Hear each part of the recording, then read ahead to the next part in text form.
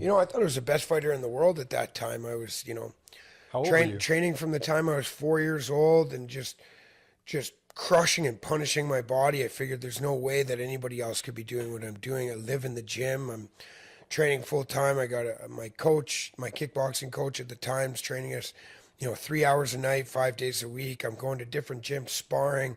I'm fighting everybody I can. I'm fighting pro boxers. A lot of the older guys, Artem Benkowski and a few of the other, Olympic boxers are my sparring partners. Heavyweights, big tough guys. And I'm thinking, there's no way that anybody has done what I have done until I went to China and I fought against some of the other countries that have military athletes, where they live in residence and all they do is fight. And they're soldiers. Ultimately, they're soldiers that are representing their country for the sport. When you go to the World Championships, you're not just picking, there's no easy fight. Every man that's in your weight class is the champion of their country, which means they had to beat everybody in their weight class in their country, and they trained and were sent over to China to rep. And there's a lot of pride that comes from especially Definitely. a lot of these, you know, um, Middle Eastern countries and Asian countries and communist countries, where that's where their funding goes. Now, me, I paid for everything. I paid my way.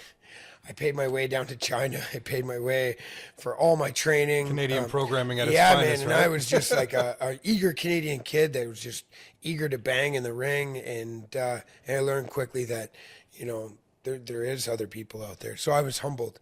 I actually, so I went to a world championship before that in Vietnam. I forgot to mention.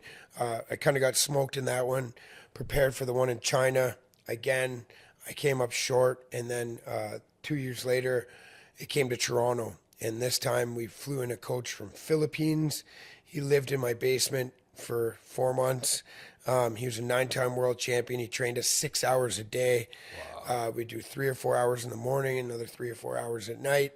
When you And say we, you mean just you and the no, coach? no. Or? Actually, I had two of my students that were also that also made the Canadian team as well. Amazing. So in this World Championships, I actually ranked third in the world. I was the first Canadian ever to win a round, a match, or a medal. It had never been done by a Canadian. I guess traditionally we'd just been run right off the ramp and everybody was just happy to be there. But I wasn't happy to be there. Like, I was watching Frank Dukes on I wanted to fight in the Kumite to make my father proud. And I found myself there as a dream, and my semifinal fight was against Russia. He was a 9-time world champion as well. I'd seen him win in every world championships I had been in. Very intimidating guy, and yeah, he beat me in the semis. But I came out with a bronze, and then continued to fight kickboxing after that, Muay Thai, boxing, some mixed martial arts as well. So from that, you reach a bronze, but before that, you had to go through those painful defeats, Yeah, yeah, very painful. and I believe very painful. I Yeah, don't it's not doubt it for like a second. tennis where you lose a match on points.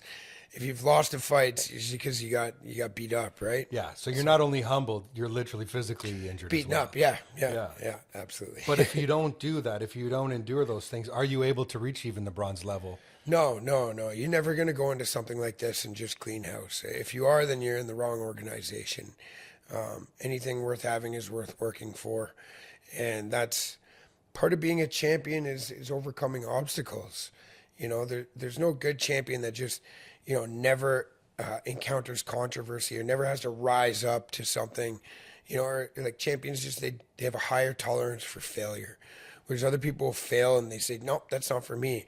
Champions are already champions in their mind. This is just part of their road, You and know, that's how I felt. This is part of my road, I right? agree, man.